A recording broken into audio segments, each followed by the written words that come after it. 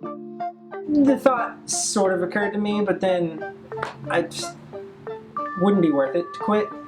Feeling of getting this done, having it done myself, being able to work on it later, all that is worth way too much to me. Not to mention the fact that I bought it.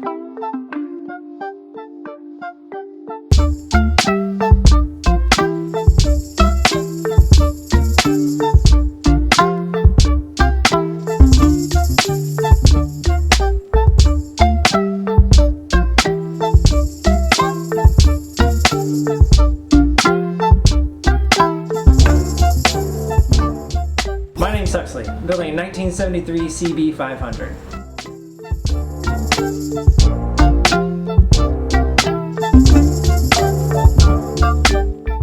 I bought this bike a month and a half, 2 months ago. I wanted to do a bike build, specifically a cafe racer build, because I'm, like everybody else, into the vintage thing, and I like the simplicity of the idea of a cafe racer. Cut everything off you don't need, and just have a bike that runs and runs well. Past that, knowing how to work on my own motorcycle is a big point of safety for me. It makes me feel safer as I ride the bike.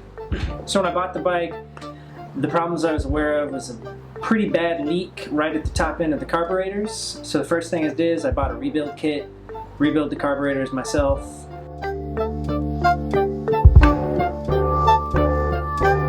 Put them back on, bike still didn't start. So I looked up online, learned how to do a compression test. Tested the first cylinder of my engine, and I was getting real low compression, so I stopped there, bought a top-end rebuild kit, and that's my next task.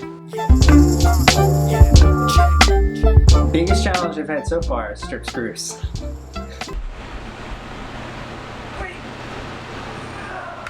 Damn it. Past that, I've been lucky, been able to find lots of YouTube videos to help me with mechanical parts that I don't know anything about. So if I look in my little manual and I don't know what something is, I've been able to find a video of somebody telling me what it is. Moving on from here, the biggest things I have left are my top end rebuild, my electrical work. Past that, just a bunch of small things, replacing parts, handlebars, seats, cleaning up the frame, small things.